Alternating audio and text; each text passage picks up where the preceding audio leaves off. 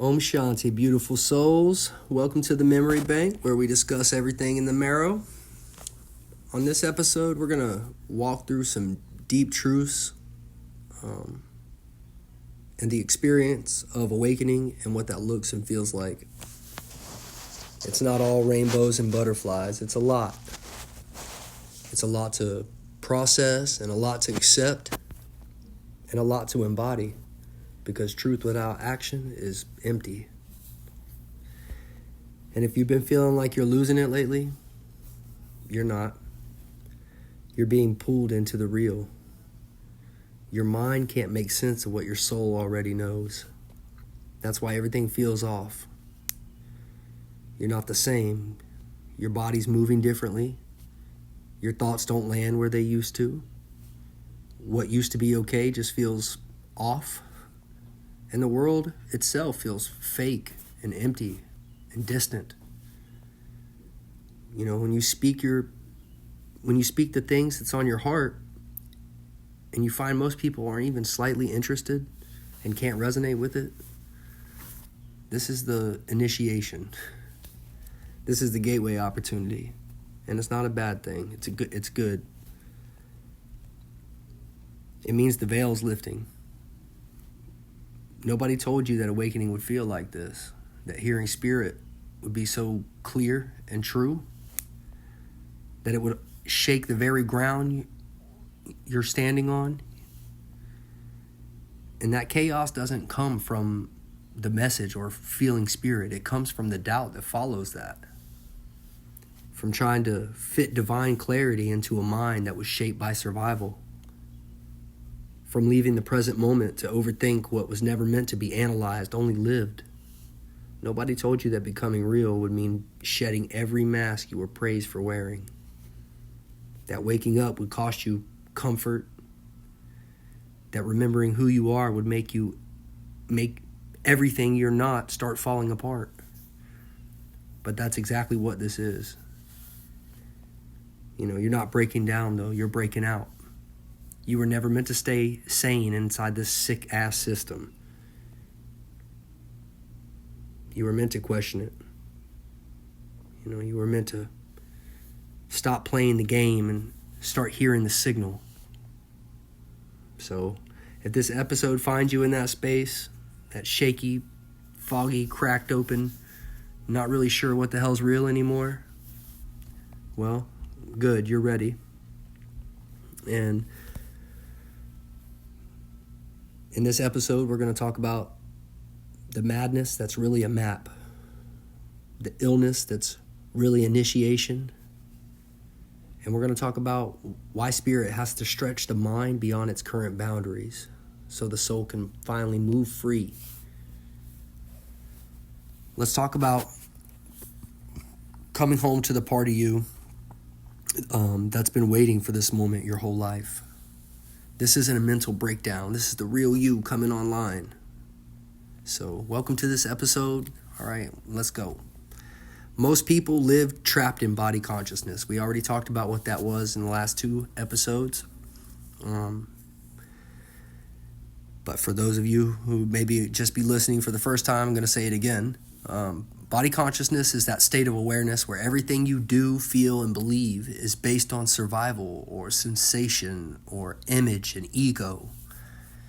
It's how we've been trained to stay in the loop of comfort, judgment, and control, and fear.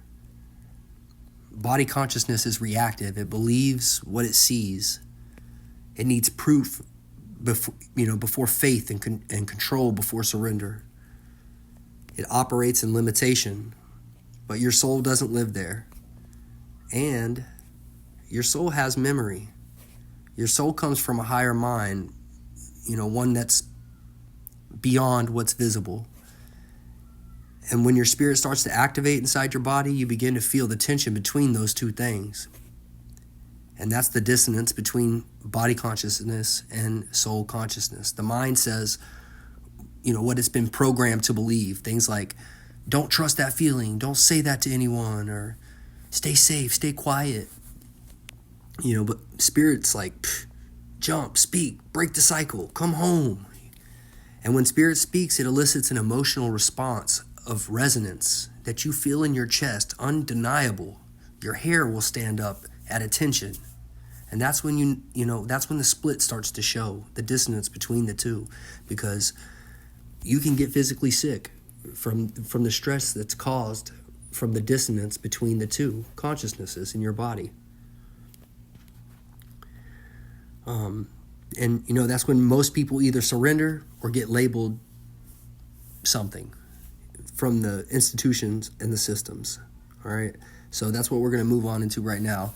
In the West, when someone starts seeing beyond the veil, when they hear voices or feel energy or speak truths that others don't really grasp, they call that schizophrenia or dissociative disorder. They call it a disorder, period. And they rush to medicate it, isolate it, and silence it. But in many other cultures, it's the exact opposite. When a person starts showing signs of spiritual awakening, visions, dreams, hearing the ancestors, they're not just pushed away or medicated. They're taken in. The elders see it as a sign that the spirit world is calling them. And instead of sedating that call, the medicine man, the shaman, the priestess, whoever, they train them.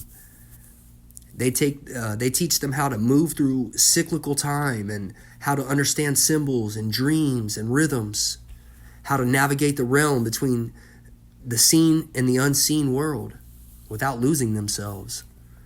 Because in those cultures, that sensitivity is a sacred gift. And the only difference between a curse and a calling is whether or not you've been given a map to walk it, or whether you know what's going on with you. So, a system built to keep you asleep will always call awakening a sickness. And a world that profits off of your disconnection will always pathologize your reconnection. They push mental illness at the very first sign of transmission with spirit. And what they label as schizophrenia is often just the soul remembering and fast. They say it's a delusion when someone claims to hear God or, speaks about being chosen for a divine purpose or something like that. But if we take a step back, all over the world, in psych wards and hospitals and homeless people on the street who are not caught up in our systems, all saying the same thing. They have delusions about, they think they're God. I feel like I'm the chosen one, or I know I'm here to fix something.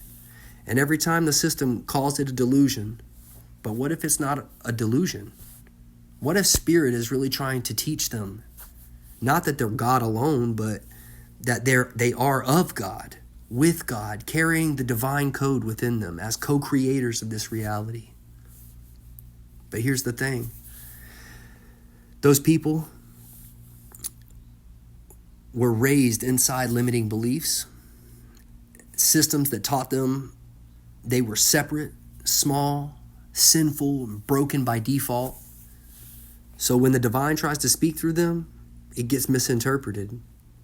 I can't say that bad. And distorted through fear, shame, and trauma, picked up long before they ever even felt the voice.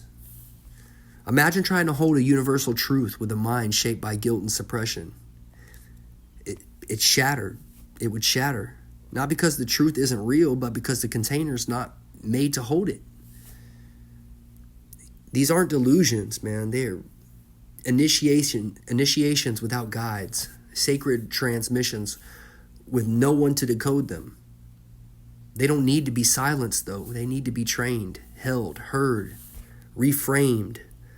Because when one person hears, oh, you're divine, and their beliefs can't stretch that far, they either break open into awakening, or they break down into collapse, get called crazy and that's the tragedy of the system. It catches people mid-transformation and locks them up before they get before they get to the part where they remember who they really are and can stand in their power.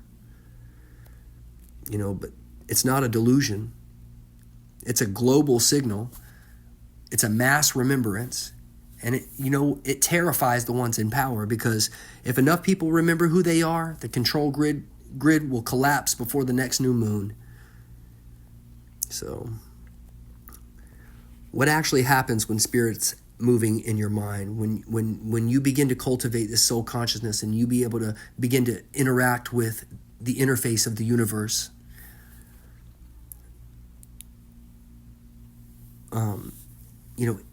it doesn't ask permission. It doesn't check if you're ready. It just comes in fast and hard, and your nervous system, it might not be built for it yet. That's why we feel the waves, the shaking, the pressure, the racing thoughts, the feeling that something big is happening inside you, but you can't explain it. I've known that feeling since I was a child. And it's not anxiety. It's not depression setting in. It's not dissociative disorder. It's an activation. It's not panic. It's a pressure release. It's rewiring. What's really happening is your old mind is trying to hold on. The version of you that was built to survive and stay small, safe, and approved, invisible, is gripping for dear life. Your ego is holding on to everything, all these false facades that your whole entire life, that is a false timeline to your purpose and what you came here to do, is gripping for dear life, and it's slipping away. But your higher mind is coming online. The real you, the clear you, the one that doesn't need validation to speak, doesn't need a mask to belong, doesn't need to fit in to broken systems just to feel human. And nobody taught us how to hold that shift. We second guess it. I second guessed it. I still do. Sometimes my mind pushes me way beyond what I'm willing or able to hold. Not willing, I'm always willing, but what I'm able to hold. And then I have to sit with that for a time through meditation and get understanding and clarity. We resist it. We confuse it with being unstable. And, sometimes you cry and can't explain why. Or you just can't be around certain people anymore that you used to be around. You start feeling overstimulated. You hear things differently. You speak and feel more than you ever let yourself before.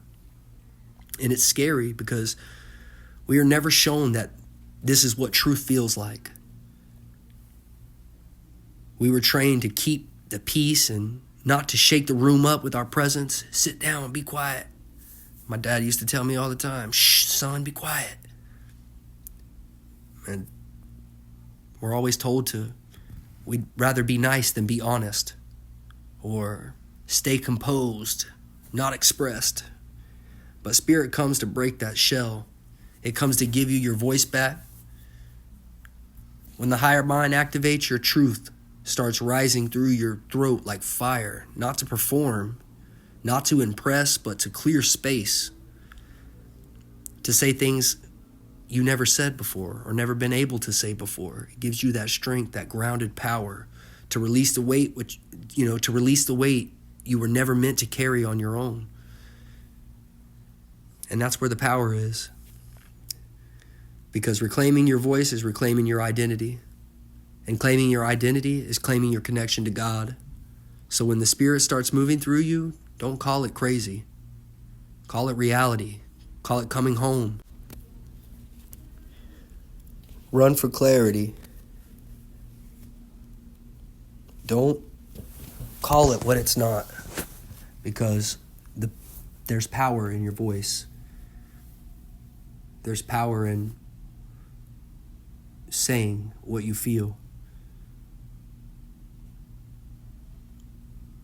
Don't shrink back into your old self, because you're not that anymore. If you are here, if you are sitting here right now listening to these words, don't go backwards. You are not that person anymore. It's a handover. One self is leaving, and the real you, the one who knows what you came to do,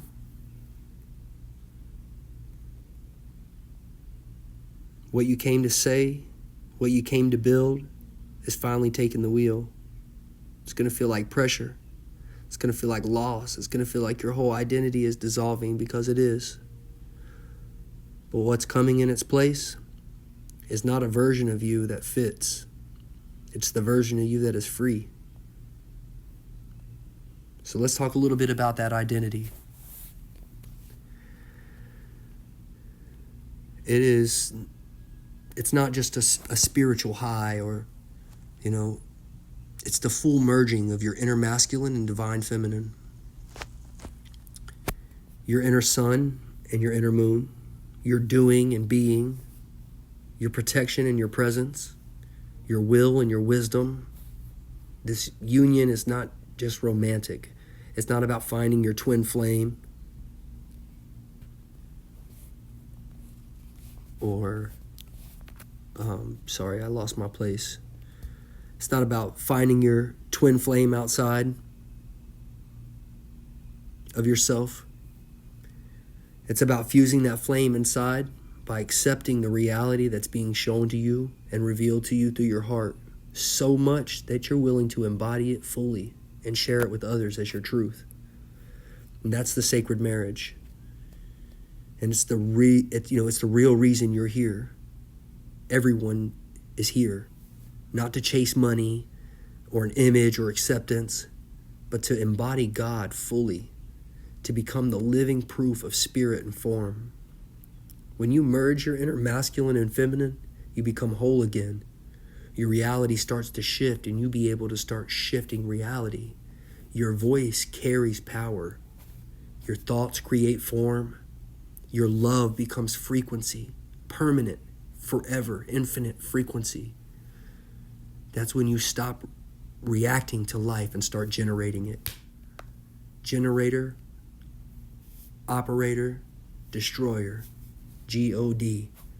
Because spirit doesn't just want to float above. It wants to be here with you, with me, with us, in our bones, in our breath, in our walk. And when enough of us allow that union to take place, we build something so much bigger than belief. As one body, we will reclaim our truth and call heaven back to earth. Zion's reconstruction starts with each and every one of us, individually and collectively. And Zion is not a place, it's a state of being.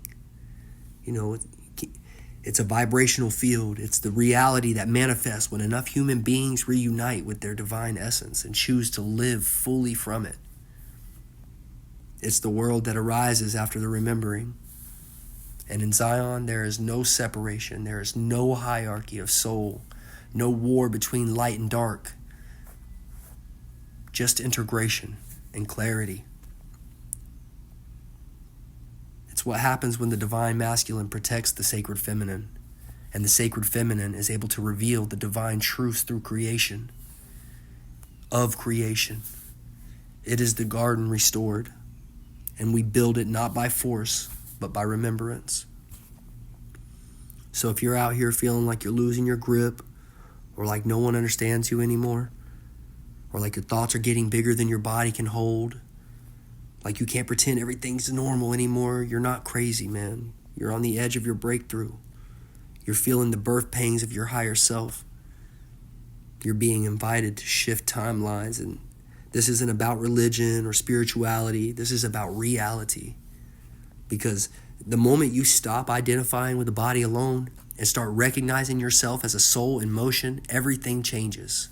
You start to see clearly. You start to feel differently. You stop chasing and start anchoring. And yes, it's scary. Yes, it's unfamiliar.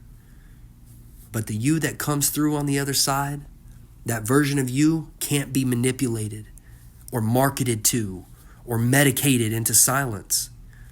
That version of you is what the world's been waiting for. You didn't come here to play small. You didn't come here to be another statistic, another good citizen, another body waiting for permission to be whole. You came here to remember, to carry the divine code inside your flesh, to walk through the illusion and not forget the light, to break the cycle, not just for yourself, but for your entire bloodline, your generation, and for this earth and all the people on it. This is what it truly means to break generational curses. So don't run from your awakening. Don't quiet your transmissions. Don't medicate your memory, self or through the pharmaceutical companies. Let the shift happen. Let the old mind go. Die to your old self. That old self is nothing, and it has a place. I'm not going to say it's not nothing because it teaches. But we are not in a stage of needing that person anymore, or that piece of our mind. We are going to allow our higher selves to come in, let our spirit lead the way, because when we do, we become something unshakable. We become a living temple. Don't doubt yourself, man. Be the reason we all wake up in this new reality. And that's it. That's all I got for today. So I'm going to close it out like I always do, from the stars to our hearts, from the edge of madness to the center of memory. Thank you for remembering with us here on the Memory Bank. Till next time.